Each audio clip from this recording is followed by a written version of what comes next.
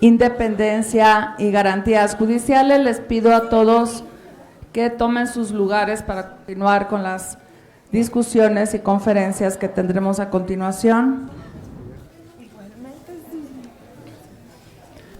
Por favor, les pido dar la bienvenida a este panel y les suplico a los ponentes que nos faltan por arribar al panel se integren, por favor. Muy bien, continuamos ahora con el panel denominado Los retos de la independencia judicial en Latinoamérica. Les pido un caluroso aplauso para la Diana Ororoku Chavarría, presidenta de la Federación Latinoamericana de Magistrados, FLAM.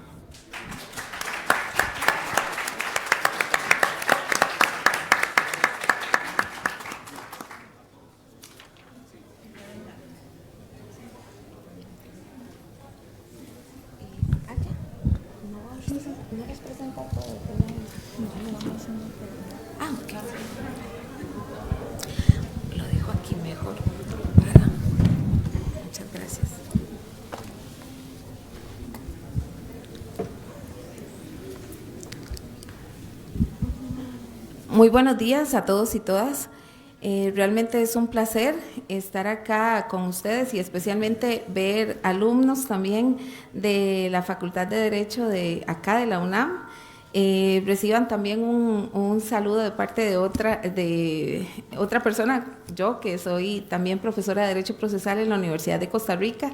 Así que un gran saludo para ustedes. Me encanta ver gente joven que se interese en los temas de justicia, es en lo que se van a desarrollar y van a tener su proyecto de vida ligado permanentemente a estos temas, y entonces que desde ya estén interesados por los temas de administración de justicia y la defensa de la independencia judicial, ya es un logro importante y una esperanza para que la situación mejore en cada uno de nuestros países. Así que qué bueno, y por supuesto darles las gracias a los integrantes de la JUFET, aquí representados por mi querida Desiree, y por supuesto a Froilán, que nos invitaron a este evento que realmente arropa una relevancia importante, porque estos temas son de discusión permanente, porque ni modo, estamos en una situación de gravedad y de permanente ataque a la independencia judicial, y tenemos que buscar las estrategias en conjunto de cómo mejorar las condiciones para esta defensa efectiva de la independencia en favor de la ciudadanía de cada uno de nuestros países. Bueno, a mí me corresponde, si me robo un par de minutitos más, me perdonas, porque este tema en realidad es muy amplio, es los desafíos de la independencia judicial en Iberoamérica.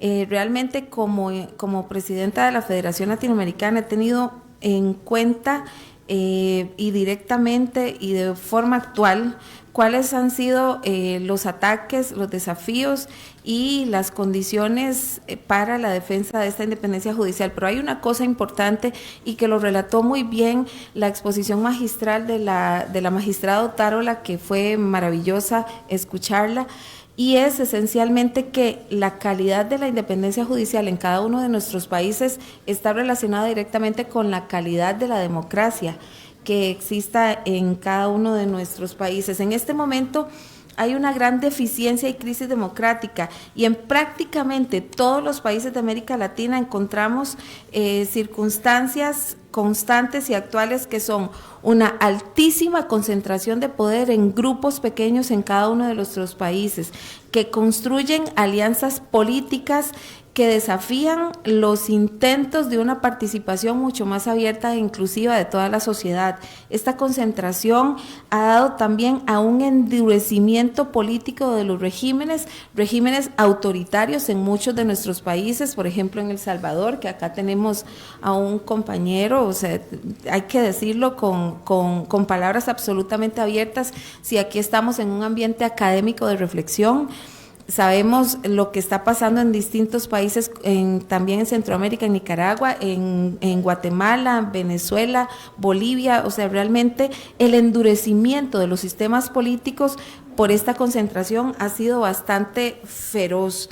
Hay un miedo, todo esto se da en medio de transiciones fallidas de los sistemas de partidos políticos. Ya nosotros hemos observado que políticamente en cada uno de nuestros países ya prácticamente no hay partidos políticos con ideologías marcadas, y las ideologías se han ido perdiendo y lamentablemente ya no hay una estructura en que el ciudadano se sienta conforme y consciente para elegir, porque realmente las posiciones políticas son las que al final cuentan estos arreglos políticos que bien nos relató la anterior magistrada, que son encuentros basados en intereses y no en otra cosa, es lo que nos da que la ciudadanía en general no pueda tener una conformidad transparente con lo que realmente está eligiendo a través de las urnas. Entonces, estas alianzas y estos intentos fallidos políticos de partidos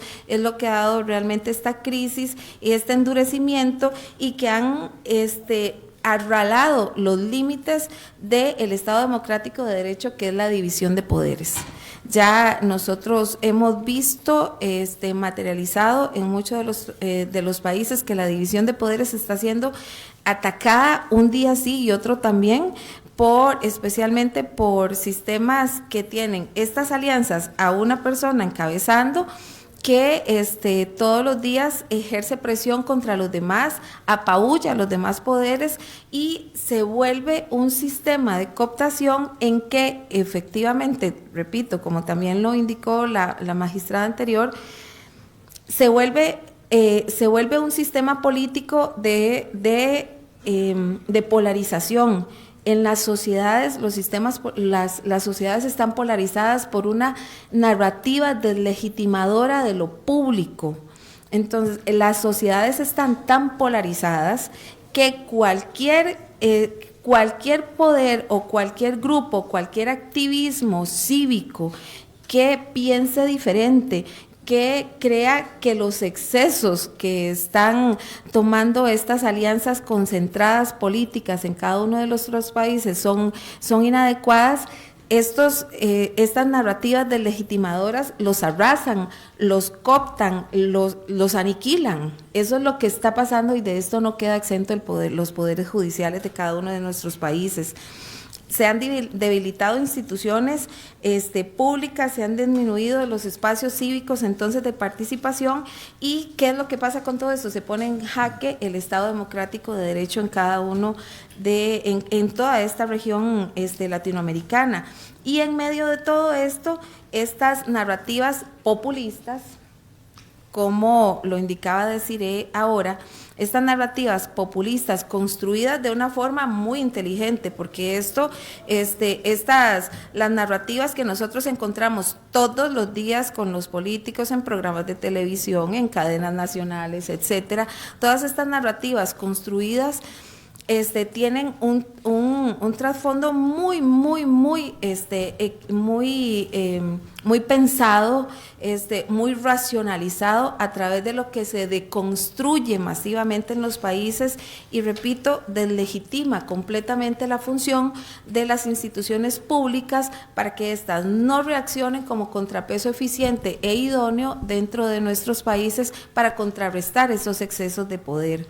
Vamos a iniciar con 3 minutos para el cierre. Señor de la misericordia, ni siquiera ha empezado. Bueno, corro. En todos estos sistemas, repito, como hay una limitadísima calidad de la democracia, hay índices internacionales que evidencian que junto con la decaída de la democracia hay una decaída directamente proporcional en el índice de independencia judicial. Los índices de World Justice Project que están evidenciados, y los invito a revisar el último informe de ceja que se presentó en la Asamblea General de la Organización de Estados Americanos, en la que participé en la presentación.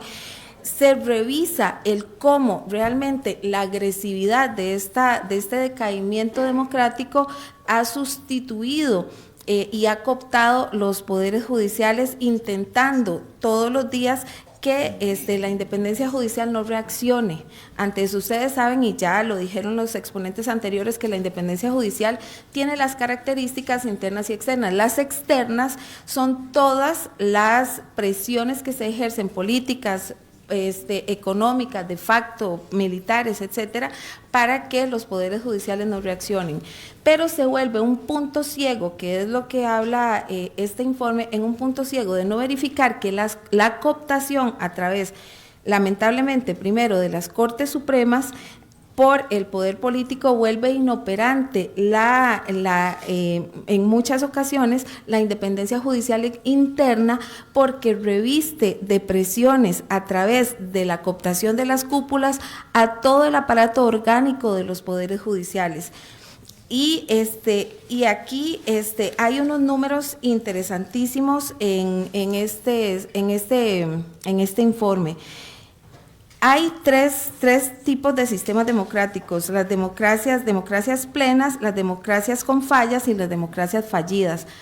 México está todavía está en el sistema de democracias con potenciales zonas de mejora, y el sistema democrático está en un nivel más bajo que el sistema de independencia judicial, y esto se debe a que los jueces han tenido la convicción ética de defender la independencia judicial a pesar de las reacciones incómodas de los sistemas políticos contra la independencia judicial, y lo vemos actualmente con el lamentable tema en la Asamblea Legislativa, y con la votación de ayer acá en el Congreso, y una votación un poco estrecha de la eliminación de los fideicomisos para asegurar la estabilidad del Poder Judicial. Donde hay presupuestos donde hay plata, es donde está el interés de los políticos. Aquí entonces, a través de una desestructuración de los presupuestos, se desestructura también la independencia del Poder Judicial. Vamos a concluir. Y ya casi, querida. Lamentablemente, sí, de verdad casi que ni empecé.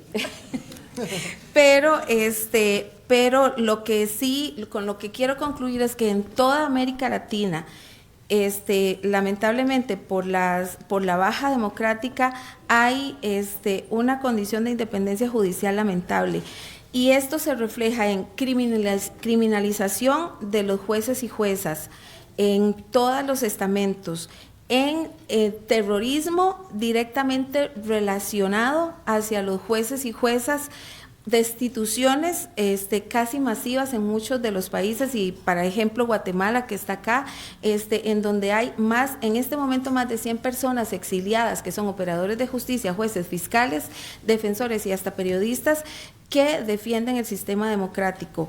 La inseguridad de jueces y juezas es absolutamente relacionada con la vejación que hay de las condiciones estructurales en los poderes judiciales para la defensa de la judicatura.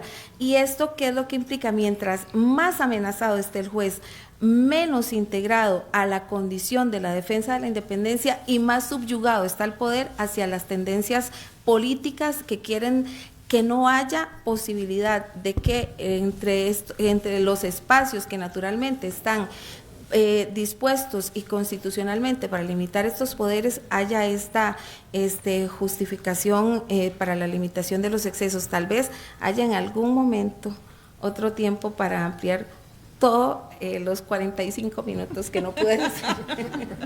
Muchas gracias.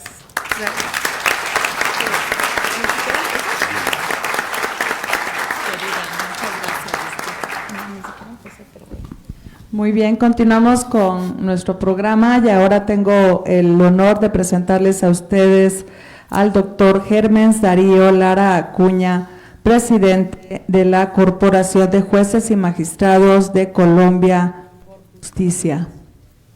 Señor magistrado.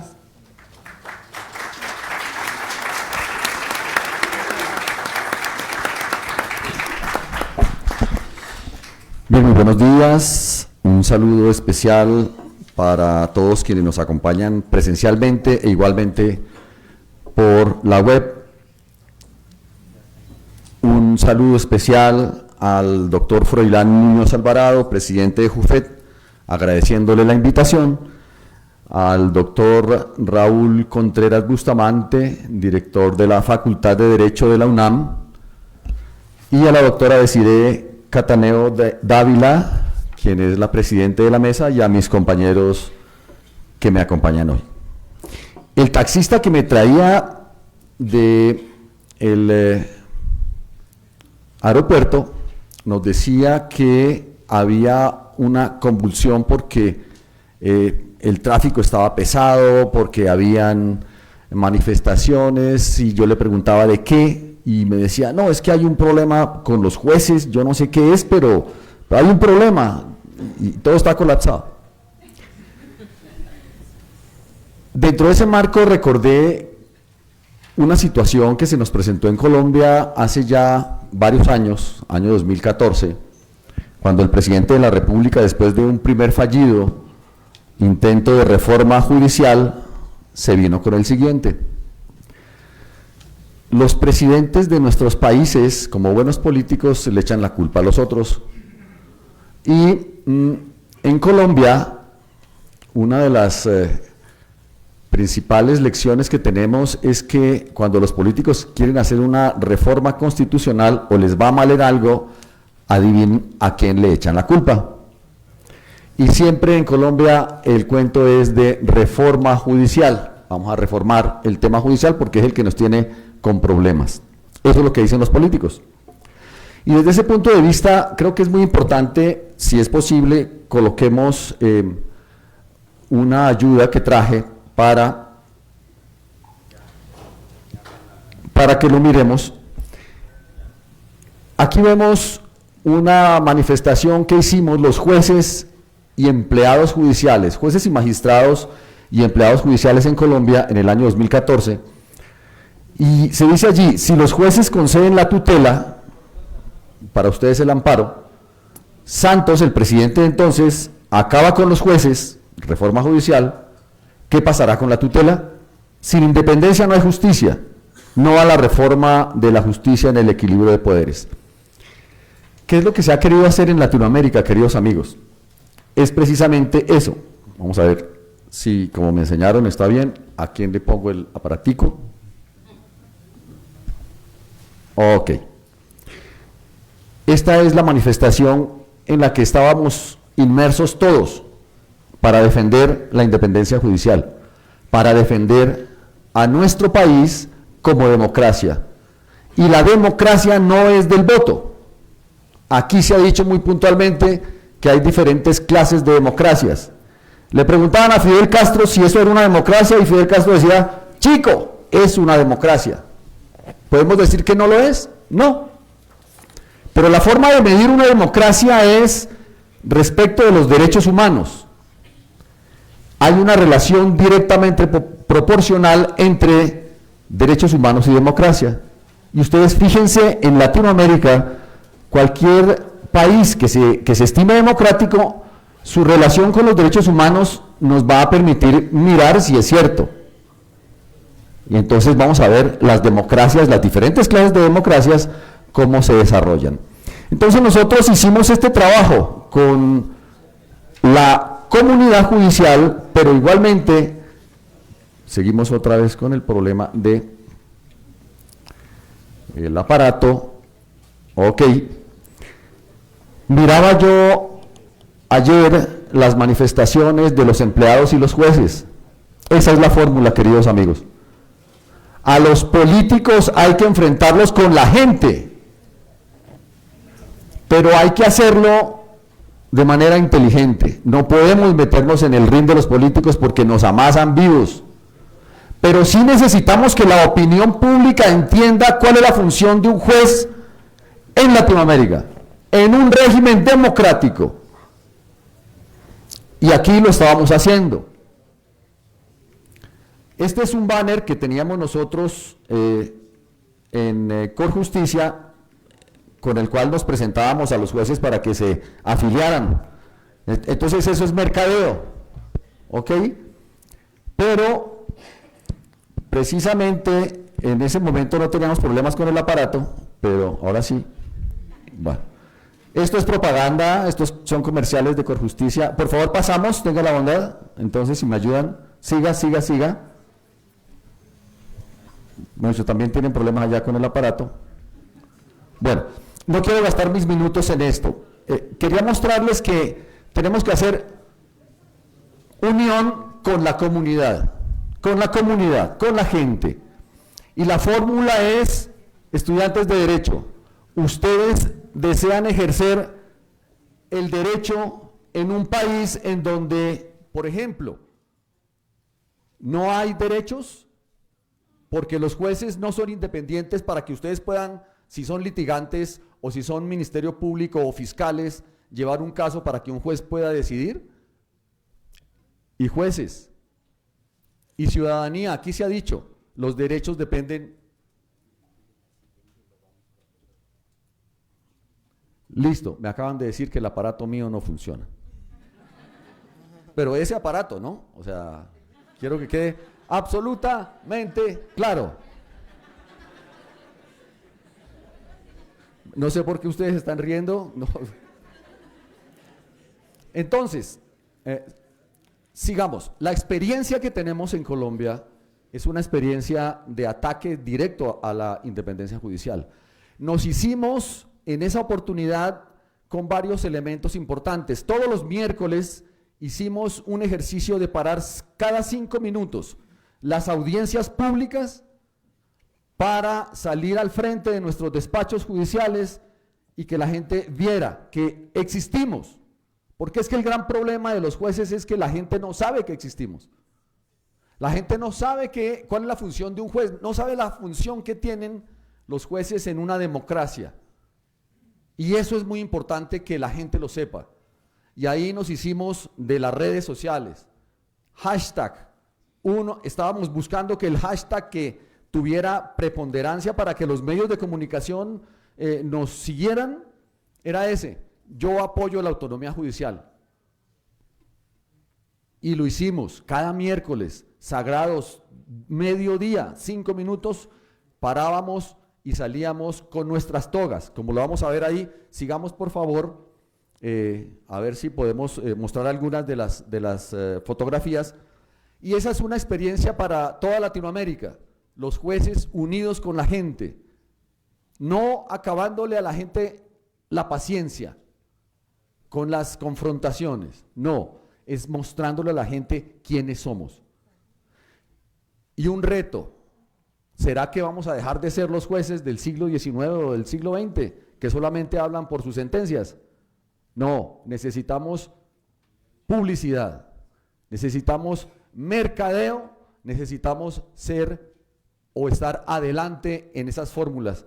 Si no, la sociedad solamente se va a dar cuenta que le acabaron los jueces cuando ya no tenga quien le resuelva sus problemas, porque se los va a resolver el régimen de acuerdo a los intereses de cada quien.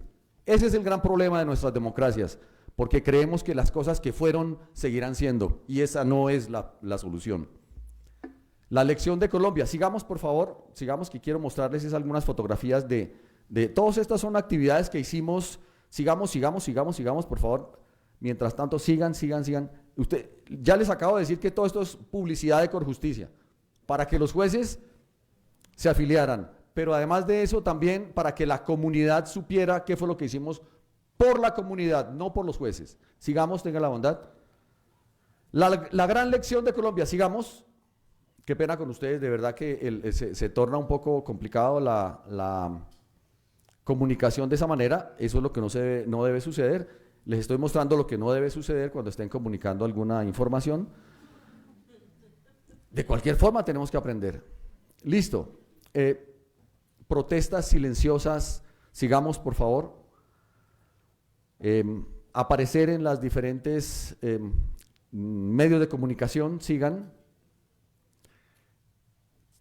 Seminarios como este en diferentes universidades, en diferentes partes del país, sigamos. Venezolanización de la justicia colombiana, ahorita les voy a decir por qué. Estos son actividades que realizamos en diferentes partes del país. Carteles, la justicia colombiana, descanse en paz.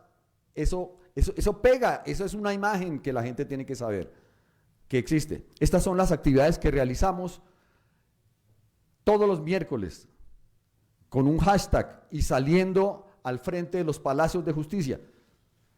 Había muchas críticas del Poder Judicial, dentro del Poder Judicial, porque estamos acostumbrados a que solamente tiene que estar el juez allá dictando sentencias, pero cuando el juez ya no dicta sentencias, y la imagen es para los jueces también, que se interesen en lo que dijimos ayer, hace un año, la unión de los jueces hace el Poder Judicial.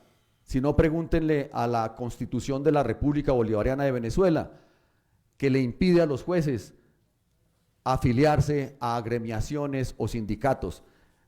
El presidente Chávez era muy inteligente, sabía que los jueces organizados pueden parar cualquier intentona de toma de poder, por eso tenían que proscribirlo en la Constitución, artículo 165 de la Constitución Bolivariana de Venezuela. Esa es la lección, queridos amigos. Quería mostrarles esto, no lo traía preparado, le pedí que me lo enviaran para mostrarles a ustedes que tenemos que mostrarnos a la gente qué es lo que hacemos y que somos el soporte de la democracia. Somos el soporte de la democracia, de los derechos humanos. Ustedes tienen el amparo. El amparo es el mecanismo, como la tutela en Colombia, la acción de amparo y otras en los países latinoamericanos que tienen los estados para defender a la gente de los poderes públicos, de Inicia los gobiernos. periodo de cierre. ¿Cuántos? 3 minutos. 3 minutos, bueno, listo, seguimos corriendo. Queridos amigos, la lección es solamente una judicatura, como la que vemos aquí en México con Jufet, unida con sus cortes, es defensa de la democracia, no hay otra defensa. No esperemos que los políticos nos defiendan porque para ellos somos un problema. Y el problema de la América Latina es precisamente que todo lo que han hecho durante todos estos años y siglos se lo debemos a los políticos porque se han robado a nuestras naciones. Por eso la gente desesperada vota por el que sea y le cree al que sea. Eso es el populismo. Mensaje para terminar. Venezuela tiene lo que ya se dieron cuenta ustedes que es una democracia fallida. Recordemos, democracia versus derechos humanos es una relación directamente proporcional. Mientras menos democracia es porque menos derechos humanos hay. Así hayan estructuras constitucionales. Eso era lo que quería trabajarles hoy, pero en otra oportunidad que me inviten, lo trataré. El Salvador me omito porque aquí tenemos a un magistrado que nos va a hablar sobre el problema del Salvador. México tiene un Mesías y esos Mesías son los que a la gente le gusta escuchar, porque los políticos nos han metido a nuestra gente en tantos problemas que la gente no sabe sino seguir al que les diga yo les voy a hacer, les voy a dar, no se preocupen, y ese es nuestro político. No nos importa si lo hace o no lo hace, lo importante es que nos sintamos útiles para las elecciones. Y Colombia, probablemente vayamos a tener que correr dentro de poco alguna intentona de esta índole, porque ya se está hablando de reforma constitucional vía Asamblea Nacional Constituyente por los problemas de, ¿saben qué? De la justicia. Entonces, queridos amigos, señores y señoras estudiantes de Derecho, señoras y señores jueces, juezas, magistrados, comunidad en general que nos ve, no lloremos sobre la leche derramada cuando no tengamos jueces en nuestros países que hagan defender los derechos humanos, porque el autoritarismo y las dictaduras ya no se consiguen en América Latina por medio de la bota militar, es reblandeciendo las estructuras constitucionales y utilizando las constituciones en contra de la misma gente. Muchas gracias.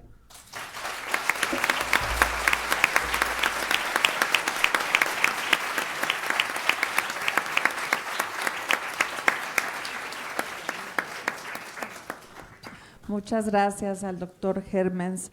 Ahora tenemos programada una videoconferencia desde España con el magistrado Luis Ortiz Vigil, magistrado titular integrante de la sección octava de la Audiencia Provincial de Asturias, con sede en Gijón, España. Alina, no sé si ya tengamos lista la transmisión, ¿me auxilias? Muy bien, entramos entonces a saludar, mi querido amigo Luis. Te damos la bienvenida en este auditorio de la Magna Casa de Estudios de la UNAM. Y por supuesto te cedo el uso de la voz con mucho cariño y afecto. Hola, muy buenos días para vosotros, tardes. Creo que me escucháis bien, ¿verdad? Hola. Sí, señor. ¿Todo bien? Vale, bien. Pues nada, un placer saludaros, si me permitís. Antes de que me empiece a correr el tiempo, Desiree, por favor, permíteme que agradezca la invitación, particular personalizándolo en ti misma y en Froilán. Es un honor, como sabéis, para mí participar en vuestras jornadas y lamentar no poder estar ahí presencialmente y compartir esos seguros que buenos ratos que tendréis las próximas horas y bueno, que enriquecen con el networking este tipo de reuniones. En todo caso, para mí es una sorpresa gratísima poder compartir la mesa con vosotros y con alumnos, lo cual creo que es el futuro y que es particularmente importante, y por ello termino preámbulo y me pongo a ello, si te parece. ¿De acuerdo? Sí, señor. Bien, vale. Pues nada, le pediría a Lina, que me va a tener que dirigir la presentación, que pasáramos por favor a la primera y segunda diapositiva. Pasamos a la siguiente. No sé si se ve al revés. ¿Ya está bien? Ahí estamos. Bien. Bueno, yo les voy a hablar de la independencia judicial en la situación en nuestro país, particularmente para contraponerla con la que pueden estar ustedes viviendo en sus territorios. Creo que nuestra situación, por lo que he podido escuchar hasta ahora y por mi conocimiento, dista en algo de la situación, pero creo que es interesante tener en cuenta los diferentes puntos de vista. Bueno, nosotros, como saben, bebemos de la Revolución Francesa y, evidentemente, sin separación de poderes no hay independencia judicial y, por lo tanto, se configura como un elemento esencial. Ello ha tenido plasmación en nuestras constituciones y tiene reflejo en la Constitución actual, en el 117, y nosotros, según proclama la Constitución, somos independientes, inamovibles, responsables, sometidos únicamente al imperio de la ley. No podemos ser separados, trasladados, ni suspendidos, ni jubilados, sino por causas legales, y tenemos la exclusividad en juzgar y hacer ejecutar lo juzgado. Ya sé que mis compañeras entienden perfectamente esto, pero les traslado a los alumnos de Derecho la importancia de una palabra que acabo de citar, que es la palabra inamovible. Y creo que es una palabra esencial en nuestro trabajo y que forma parte de la esencia de lo que aquí estamos discutiendo, ¿verdad? Y finalmente quiero citarles como introducción en nuestro ámbito lo que sería equivalente a su Corte Judicial Iberoamericana. Nosotros tenemos cesión de soberanía a las instituciones europeas y, a partir del artículo 93 de la Constitución, podemos ceder, y de hecho así ha ocurrido, soberanía a la institución europea, y por lo tanto estamos bajo el mandato de tribunales que van más allá del ámbito español. Son tribunales europeos y a los que estamos obligados, y tienen mucha importancia por lo que luego diré. Este es el marco en el que estamos en España. Alina, por favor, si pasamos a la siguiente.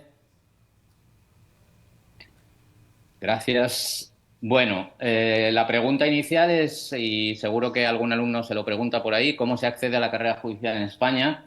Pues es razonablemente sencillo, dentro de que hay que estudiar apenas 350 temas. Es un poco irónico, pero bueno, eso garantiza la calidad y la excelencia en la formación. Pero para ser juez en España, en primera categoría, Hay que ser español, mayor de edad, licenciado en Derecho y luego no incurrir en alguna de las causas que impiden acceder a la carrera judicial. Básicamente, los impedidos físicamente para la función judicial, los condenados, a las personas que estén incursos en un procedimiento judicial y los que no estén en el pleno ejercicio de sus derechos civiles. Causas generales que, bueno, están presentes en la mayor parte de los ordenamientos jurídicos. Llamo la atención casos curiosos que han ocurrido en el acceso a la carrera judicial en los últimos años, en nuestro país al menos, que es que se ha planteado abiertamente si una persona ciega puede ser juez o una persona sorda. La respuesta por parte de nuestras instituciones ha sido que sí, siempre y cuando se adaptara el puesto de trabajo a las condiciones personales que la persona discapacitada tiene en cada caso, y lo cual está en tronca con la Convención de Nueva York sobre las personas con discapacidad y creo que es propio de una sociedad moderna. Me quiero dejarlo ahí. Es un tema accesorio, pero creo que importante en cuanto a estado evolucionado.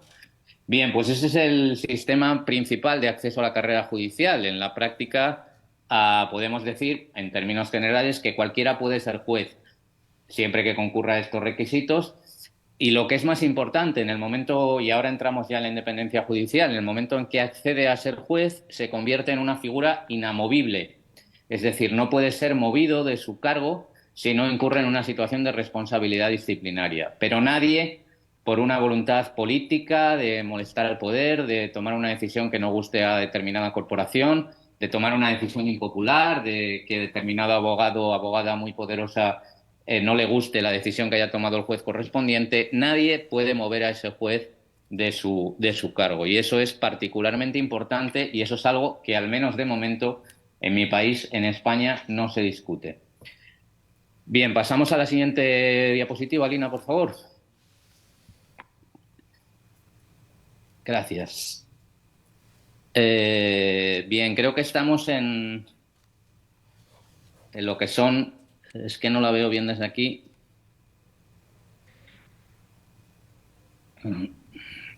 Estamos en la de independencia judicial, instrumentos. Instrumentos, correcto. Las garantías ad intra, ¿verdad? Instrumentos. ¿Cómo garantizamos que estos derechos tan hermosos que proclama nuestra Constitución se puedan realmente cumplir? Bien, pues contamos con dos tipos de garantías en nuestro ordenamiento. Unas garantías que podemos denominar internas y otras que son externas. La primera, las internas, ad intra, como os decía, la inamovilidad, que, como os explicaba, pues implica que nadie puede ser removido de su cargo si no es por alguna causa tasada y conforme a un procedimiento debidamente contradictorio y con todas las garantías. Tomar en consideración que en nuestro país solo se pierde la condición de juez, evidentemente por renuncia, por perder la nacionalidad española, por ser sancionado, por ser condenado por la comisión de un delito doloso y por jubilación. Y por incurrir en causa de incapacidad. Por lo tanto, fuera de estos supuestos, normalmente excepcionales, nadie puede ser removido de su condición. Segundo instrumento de garantía, pues hablamos de las incompatibilidades y prohibiciones. ¿Cuáles son? Pues bueno, no voy a enumerarlas aquí, pero las incompatibilidades y prohibiciones básicamente impiden a un juez desarrollar funciones que se consideran por el Estado legislador incompatibles con su función judicial. Prácticamente no podemos desarrollar ninguna actividad mercantil más allá de la docencia o la publicación científica, literaria o artística, y luego no podemos desarrollar funciones que sean esencialmente incompatibles con nuestro cargo y que a nadie escapa. Tener una representación popular, a participar en otras jurisdicciones, participar en otras instituciones del Estado. Todo eso forma parte de nuestro sistema de incompatibilidades y garantiza nuestra independencia, pero tiene un reverso que podemos denominar un poco tenebroso, que es que a la vez nos impide una promoción profesional adecuada si nuestra independencia económica no está adecuadamente garantizada, como espero poder desarrollar en unos minutos. Pasamos 2-3 diapositivas, Alina, por favor.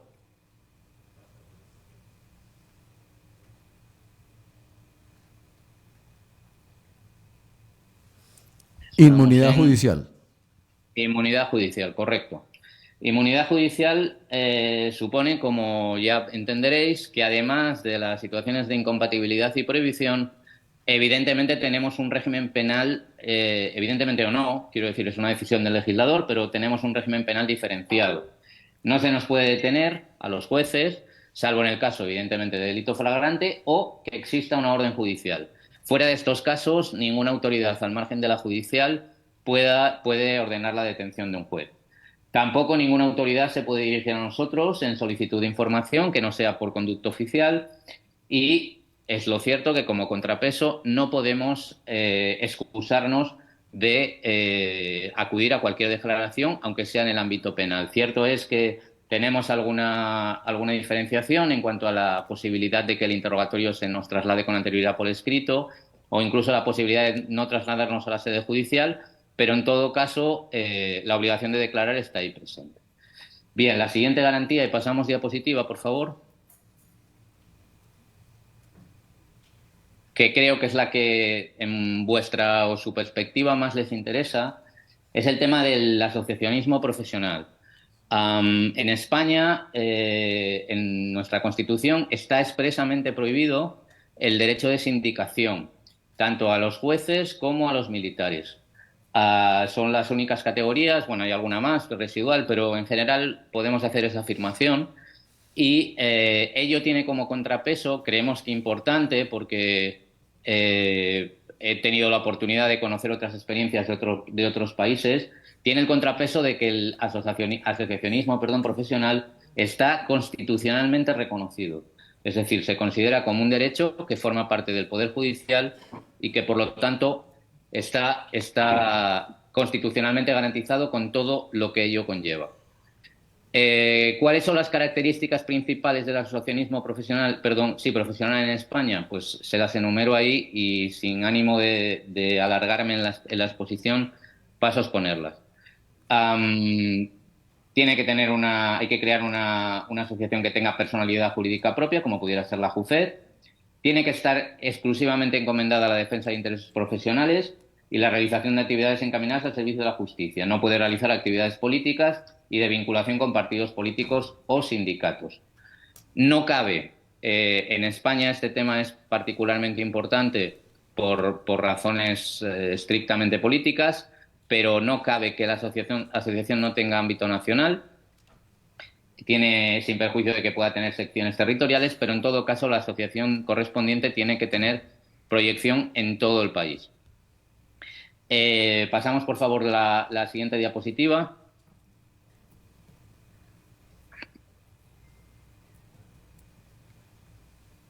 Bien.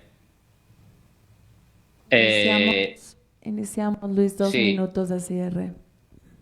Voy terminando. La libertad asociativa solo se permite a aquellos jueces que estén desempeñando efectivamente funciones. No se puede pertenecer a más de una asociación profesional y tiene que tener un contenido estatutario mínimo. Bien, estos derechos encuentran, y voy a ir acabando y voy a obviar la presentación para no comerme el tiempo, estos derechos que tienen una hermosa plasmación en el ámbito teórico, muchos de ellos han sido desarrollados adecuadamente por los diversos poderes legislativos y ejecutivos, pero algunos de ellos en la actualidad están siendo claramente puestos en cuestión. Básicamente a través de los mecanismos que permiten o que establecen cómo se alcanzan las altas magistraturas en mi país. El Consejo General del Poder Judicial, que es el órgano de gobierno de jueces y tribunales, tiene como función designar a magistrados del Tribunal Supremo y las altas magistraturas del Estado, y desde una reforma legislativa tenida lugar hace 3 años, tiene vetada la posibilidad de nombrar altos cargos en el Tribunal Supremo. Ello ha llevado a la consecuencia de que actualmente más del 30% de los magistrados del Tribunal Supremo, nótese lo que acabo de decir, 3 de cada 10, las plazas están vacantes porque, lógicamente, con el paso de los años se han ido jubilando.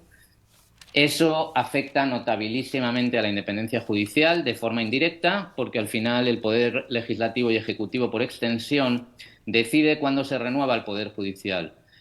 Y ha provocado una situación que en la reciente apertura del año judicial el presidente del Tribunal Supremo ha calificado, son palabras textuales, de auténticamente desoladora, porque si el Poder Legislativo decide en qué momento se renueva a los miembros del Poder Judicial, en ese momento está viéndose afectada la independencia judicial y la posibilidad de que cualquier ciudadano cuente con la garantía de que un juez independiente, inamovible, responsable y sometido únicamente al imperio de la ley pueda tomar la última decisión, siquiera sea en el Tribunal Supremo. Por ello, entendemos particularmente importante, y ya concluyo, Desiré, que contemos con el paraguas, si se me permite el término, de la Unión Europea, que permita corregir, y así de hecho se está tratando de conseguir, y en algunas situaciones se está tendiendo a conseguir, exigiendo que el nombramiento del Consejo General del Poder Judicial y en última instancia las personas que han de designar las altas magistraturas no dependa exclusivamente del Poder Legislativo, la importancia de contar con instituciones supranacionales, como en nuestro caso es la Unión Europea, que en última instancia garanticen que por parte de los Estados individuales se dé estricto cumplimiento a los principios, ya no solo a la letra de la ley, que permita en última instancia que la independencia judicial sea debidamente garantizada. Espero que la próxima vez que tengamos oportunidad de hablar la situación no haya empeorado.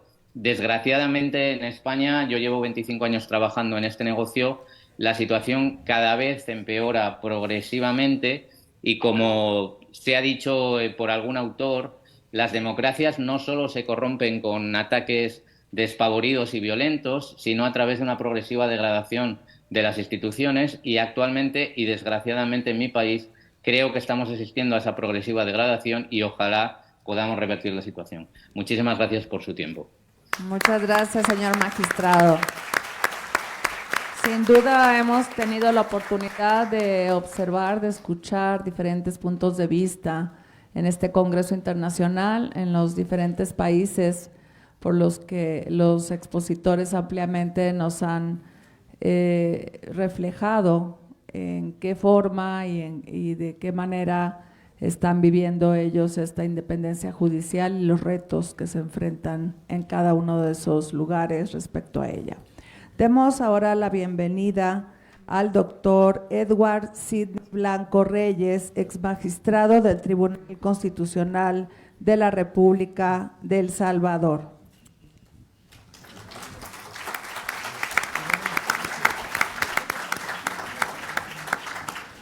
Muchas gracias.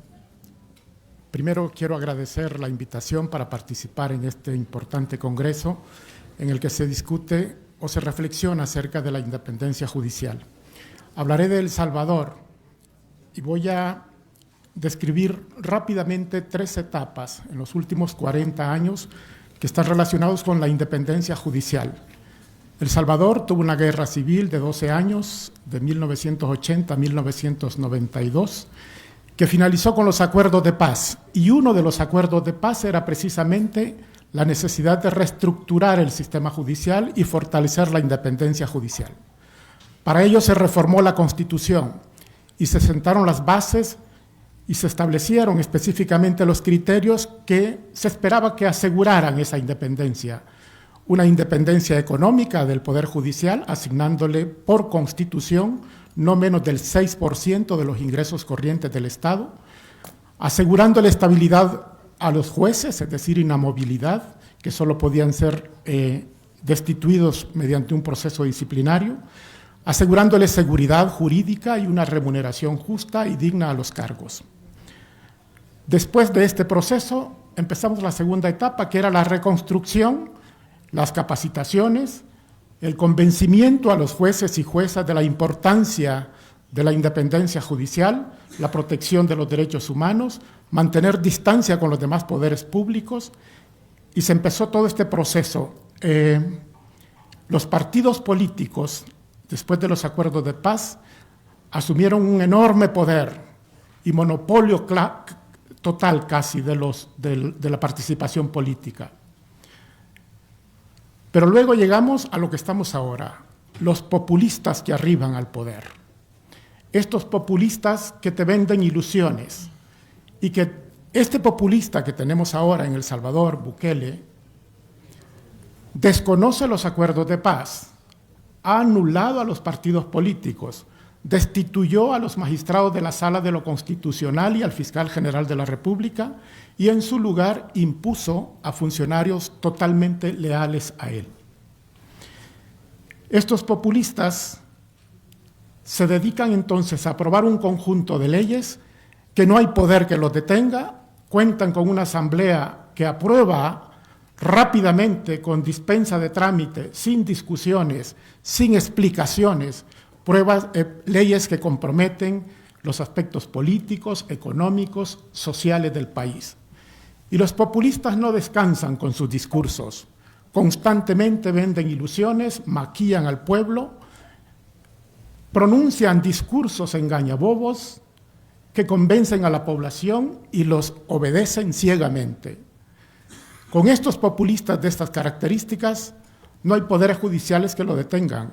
Yo, en realidad, nunca había escuchado ni conocido al magistrado Lara, pero avalo totalmente cada una de las palabras que dijo sobre la importancia, y esta es una de las conclusiones que traigo, hemos coincidido plenamente, la importancia del papel que deben de jugar los jueces. De tal manera que en El Salvador, el presidente Bukele tiene cooptada la Asamblea Legislativa que aprueba absolutamente todo. Aprueba una ley Bitcoin, introduciendo como moneda de curso legal la criptomoneda, sin ninguna discusión, sin ninguna explicación. Más tarde aprueba una ley de expropiaciones, sin ninguna discusión, en donde no les reconoce a los ciudadanos ni siquiera el derecho a acudir a un juez para que discuta si es procedente o no la expropiación. Aprueba leyes en las cuales autoriza la realización de contrataciones sin licitaciones públicas y a continuación aprueba reservas de información de estas contrataciones públicas. Y la Asamblea Legislativa, mayoritariamente dominada por el partido de gobierno, aprueba absolutamente todo sin ningún contraste y no hay quien se le oponga.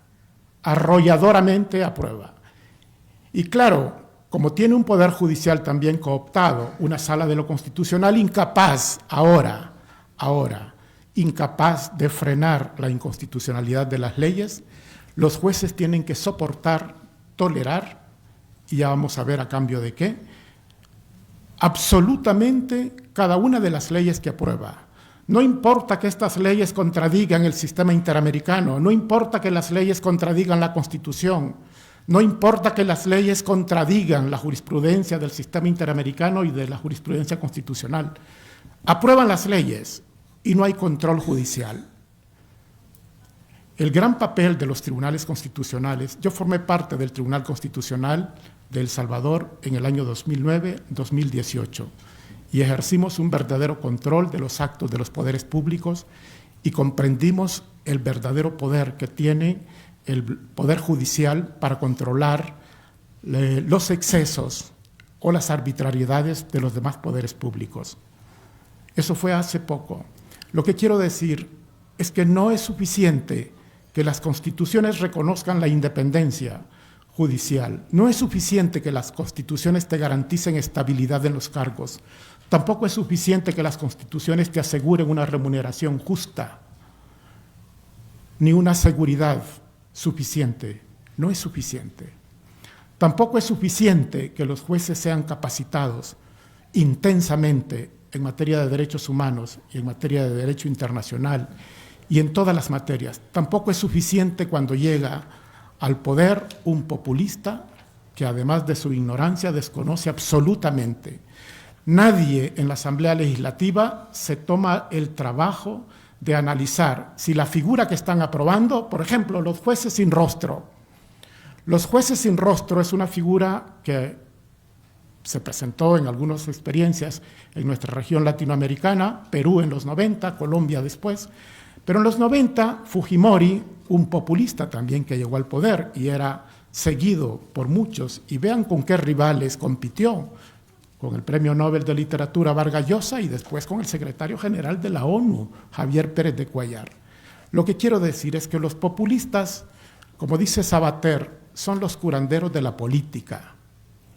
Son los curanderos de la política. Estos a quienes se llega con un problema real y te venden ilusiones, y te dan soluciones, y te maquillan. Esos son los populistas. Y estos populistas arrasan con las instituciones, con el orden jurídico. y son una verdadera amenaza en nuestra región latinoamericana. Son una verdadera amenaza.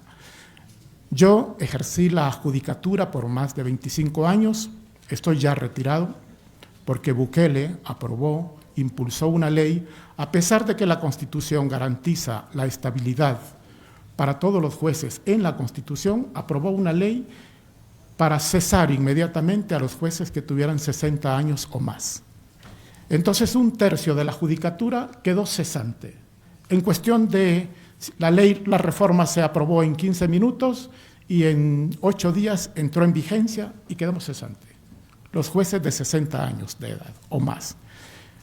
Aprueba una serie de reformas, por ejemplo, hemos vuelto a temas tan delicados como el juzgamiento en ausencia, que había sido una conquista del nuevo sistema penal, el juzgamiento en rebeldía, impulsar mayoritariamente los testigos de referencia y una serie de conjunto de reformas penales, la aprobación de un régimen de excepción, que al igual que lo hizo Fujimori con el pretexto de combatir la guerrilla, Bukele aprobó un régimen de excepción que lleva ya 19 meses, en los que ha capturado 70.000 personas, responsables e inocentes, y no hay juez, ninguna institución que ejerza control que pueda frenar esas sistemáticas violaciones a los derechos humanos. Esta es una advertencia de la ola de populismos que viene creciendo en nuestra región latinoamericana. ¿Y qué le queda a un pueblo sometido a una persona con estas características? Internamente es imposible, no hay institución. Los jueces están amedrentados, atemorizados, porque el juez que se atreva a ejercer un control de constitucionalidad o un control de convencionalidad es destituido inmediatamente. Y aquí viene una pregunta que lanzo siempre a la judicatura. ¿Hasta qué punto los jueces son capaces de sacrificar su estabilidad familiar y personal a cambio de este principio y valor ético que es la independencia judicial? Pero luego salimos al sistema interamericano en busca de justicia y nos topamos con que el sistema interamericano también resulta un grave problema que en algunos casos reproduce lo que existe en nuestros países. Tenemos un sistema interamericano excesivamente lento, estancado en criterios de los 80 y los 90, con una visión reduccionista de temas tan importantes y urgentes como las medidas cautelares, en donde las resoluciones finales del sistema interamericano aparecen 10 o 15 años después, cuando la situación ya no está, el presidente que provocó todo esto ya no existe, y tenemos un sistema interamericano en el que debemos de exigir una adaptación a los nuevos tiempos, un sistema interamericano pasivo que no es capaz de defender estos valores y principios democráticos, que es difícil sacudir y sensibilizar a este sistema interamericano. El tema que nos convoca ahora es retos o desafíos. ¿Qué hace un juez? Claro, decir que la Constitución garantiza la independencia, que tiene un salario digno, que tiene seguridad, que tiene estabilidad, esto no es suficiente cuando los populistas arriban al poder y cuando se apropian de todas las instituciones. ¿Qué es lo que la judicatura debe hacer cuando estamos en presencia de estos populistas destructores de las democracias? Y yo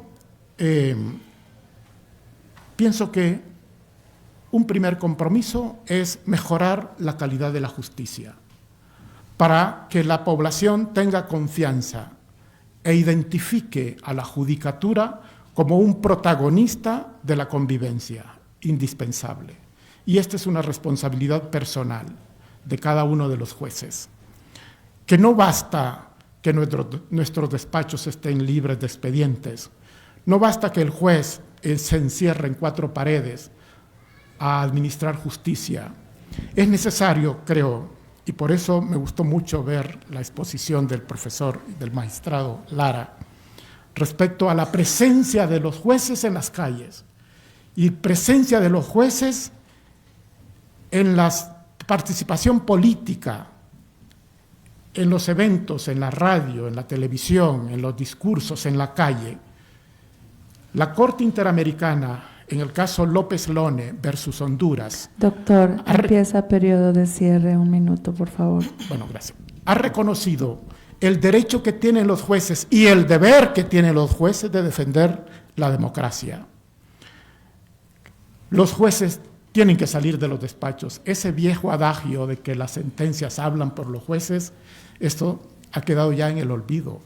Con la llegada de populistas, el juez debe ser un importante y activo protagonista en la construcción de la democracia, porque si no lo hacemos, si no está presente la judicatura, que es dentro del estamento político el que tiene el mejor equilibrio y que es neutral, que no es el populista, es importante sensibilizar a la población. Muchas gracias.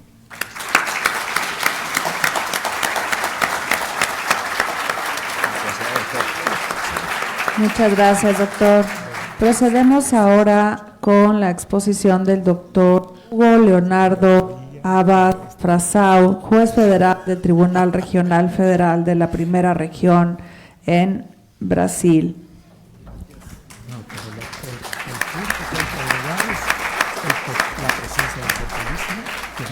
¿Estamos listos con la presentación? ¿Se funciona acá? Sí. ¿Podemos empezar o no? Perfecto. Un gusto estar acá. Yo gustaría inicialmente de agradecer al magistrado Froilán Muñoz Alvarado, que me invitó para este evento, la magistrada de CIGE, también un gusto muy grande conocerla, el profesor Raúl Contreras Bustamante de la UNAM, un gusto muy grande estar acá en esta prestigiosa universidad. También gustaría de saludar al consejero Javier Molina, que contribuyó para que yo estuviera en México en este momento. Bien, voy a hablar un poco de la situación en Brasil. Creo que las exposiciones son muy claras y muy interconectadas. La independencia judicial puede ser vista como por una mirada global, una mirada regional y también local. Creo que siempre debemos mirar en contexto. Este es muy importante, por esto este diálogo me parece muy propositivo. Gustaría de decir, iniciando, que la judicatura en Brasil vive una judicialización de la vida. Todo es judicializado en Brasil. Desde la Constitución de 88, que empezamos a tener una judicatura con un protagonismo político muy grande, muy largo. Esto obviamente reinventó un poco el concepto de juez. Y creo que ahora debemos reinventarlo de nuevo. Yo propongo acá una reflexión sobre el pensamiento de un juez del siglo XXI. Bien, podemos pensar en 4 perspectivas de independencia judicial en Brasil. La primera, una perspectiva objetiva, después una subjetiva, estructural y funcional. Para comprender bien esta clasificación que propongo acá, yo gustaría de decir que un juez independiente, un concepto tradicional, toma decisiones basadas en la legislación. El ministro brindó la ponencia suya con la idea de una justicia constitucional y también sin inmune a influencias externas. Bien, en respecto a la objetividad, al objetivo de la independencia judicial, ¿qué es un juez condicionado por la Constitución? Una primera reflexión en Brasil que estamos a intentar de refletir es sobre cuál es la interpretación judicial hegemónica que se utiliza en Brasil por los jueces federales y estaduales. Porque si una interpretación sigue una cultura hegemónica, colonialista, elitista, distante de las calles, como el profesor doctor Lara dijo, estamos con una judicatura que es pseudo-independiente. Una otra idea, ¿cómo podemos pensar una subjetividad de los jueces? ¿Cómo enfrentar la polarización política? El profesor Rafael de Giorgi dijo que la polarización es justamente la división del pueblo en dos. En este momento, una judicatura vive en este entremedio. Esto es terrible. ¿Cómo enfrentar la polarización política, la hiperexposición? En Brasil hemos tenido una hiperexposición de los jueces con la idea de criminalización de la política, las elecciones recientes de Bolsonaro, de Lula. Estamos enfrentando un ambiente muy, un dilema de ejecutar, de aplicar una judicatura realmente independiente en Brasil. En ese sentido, debemos pensar justamente en cómo debemos relacionarnos con la sociedad, con la imprensa, con la política. Debemos pensar también en una independencia estructurante, una estructura de independencia judicial. Hemos tratado con el profesor juez Artis Vigal de España sobre las garantías constitucionales de la judicatura, inamovibilidad y irreductibilidad de los vencimientos, remuneraciones. También en Brasil tenemos la vitaliciedad, los jueces no pueden ser excluidos de los sistemas, pero en un ambiente polarizado, extremista, tenemos dudas sobre materialmente ese concepto. Porque formalmente tenemos todo, y materialmente, la desvalorización de la remuneración perjudica la operación independiente de los jueces. En Brasil, en este momento, como los jueces están muy expuestos, hemos implementado desde la política preguntas sobre los jueces ganan una remuneración muy grande, deben ser reducidas, debemos pensar en una judicatura reducida. Este es un momento dramático. Estamos como todos los colegas magistrados, nos preguntando sobre cómo debemos nos comportar en los espacios públicos, porque creo que debemos seguir en una idea de independencia como función. Porque estamos sobrecargados, tenemos una demanda judicial muy grande, pero debemos pensar en nuestras estructuras. Estructura de trabajo significa justamente condiciones dignas de una judicatura justa. Debemos pensar en, por ejemplo, estamos a pensar en Brasil, ¿cuántas mujeres son juezas en Brasil? Muy poquitas, son 30% de las juezas en Brasil y 70% de los hombres. Debemos cambiar esa estructura real. Debemos pensar en una justicia independiente paritaria, porque así tenemos una justicia legítimamente fuerte para hoy. Debemos pensar también en cómo podemos dialogar con la imprensa, las redes sociales. Sí, porque antes los jueces eran muy de boutique, eran una élite de la burocracia brasileña.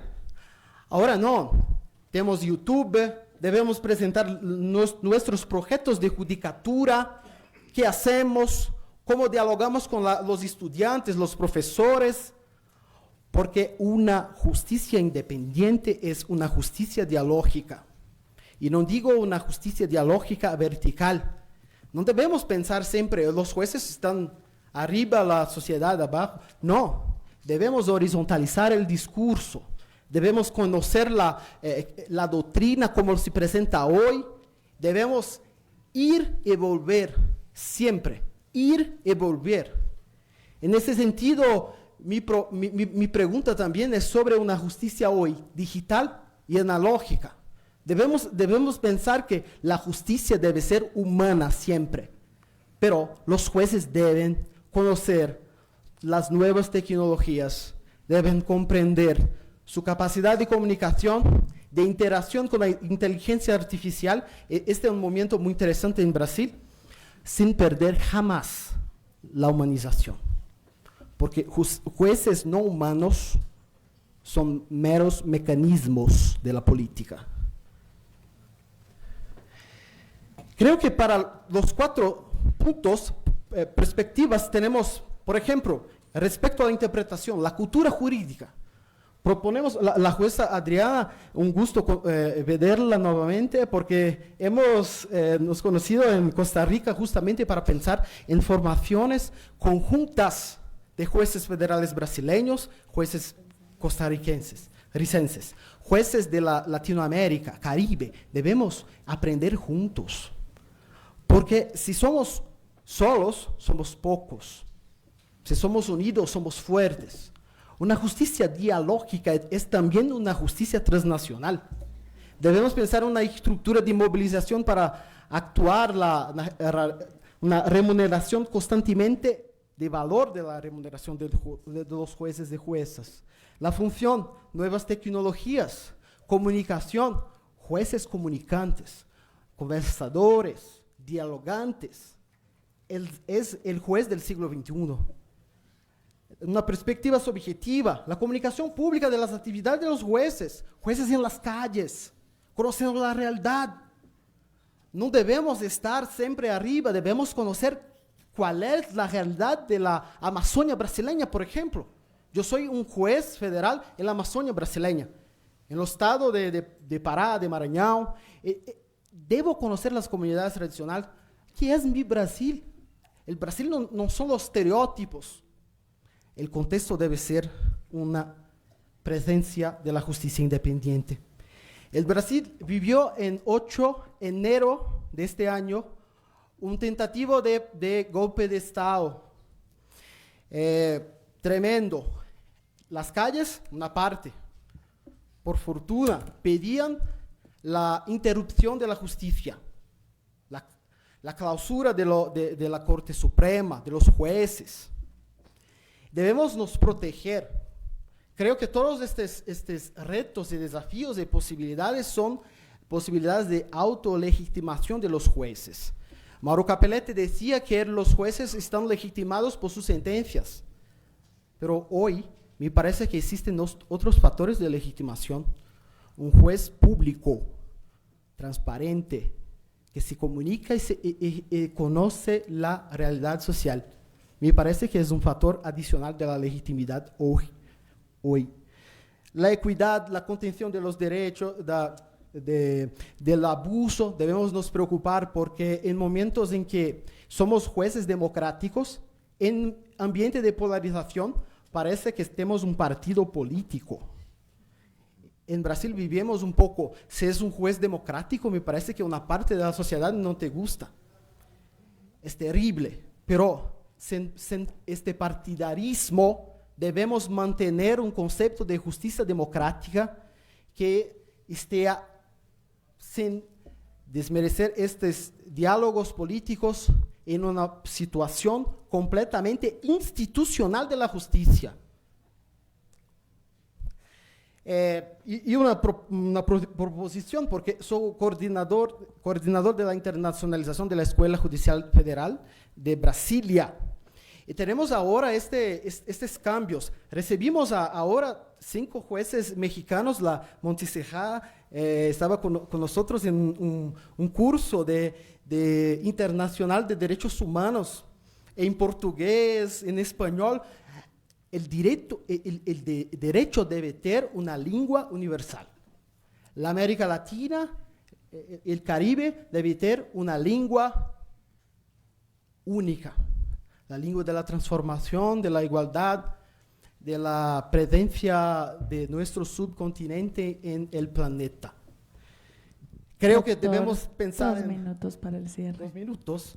Debemos pensar en comunicación jurídica, debemos conocer universidad. Yo estudié un poco mi doctorado en la Universidad de Pisa, pude presentar los jueces federales a la comunidad y después abrimos estos espacios para conocer Perú, Chile, Costa Rica, porque la justicia también es una justicia internacional. Y la internacionalización de los jueces no significa la extranjerización de los jueces nacionales. No, vamos y volvemos. Y cuando vamos, volvemos mejor, porque conversamos, porque somos más fuertes y estamos listos de la comprensión de la justicia, cómo enfrenta los retos hoy. La sensibilidad judicial, debemos no haber la miopía judicial, debemos conocer e entregar una justicia justa. Y la geografía judicial, esta cooperación, esta transnacionalización debe ser presente en la doctrina, la formación de los estudiantes y la formación continua de los jueces que están hoy y que son los jueces también del futuro. Para concluir, debemos repensar la independencia judicial. Creo que tenemos un concepto de justicia y debemos reflexionar sobre un concepto de jueces del siglo XXI. Humanizado, digital, preparado para conversar, listo para autolegitimarse ante la polarización política. Muchas gracias a todos. Muchas gracias, doctor. Muchas gracias. Muy bien, hemos concluido este primer panel con maravillosas exposiciones. Creo que todos y todas nos enriquecemos siempre cuando escuchamos los diferentes puntos de vista, en este caso de los retos que enfrenta la Judicatura Federal, todo en Iberoamérica. Hemos tenido sendos expositores con diferentes, insisto, visiones que nos amplían la nuestra, y les dejo de tarea analizar la figura del populismo. Creo que a todos en México en este momento nos interesa ampliar un poco el conocimiento para distinguir, como bien lo saben en su desempeño como estudiantes de Derecho, cuáles son las diferentes figuras que pueden incorporarse en la política, en la forma de gobierno, y de qué forma puede esto influir en nuestro vivir actual de todas formas. Bien, ahora tengo el honor de pedirles que se pongan del pie. Vamos a otorgar por parte de la Asociación Nacional de Magistrados de Circuito y Jueces de Distrito del Poder Judicial de la Federación el merecido reconocimiento para nuestros ponentes en este panel, para quienes pido por favor un fuerte y merecido abrazo.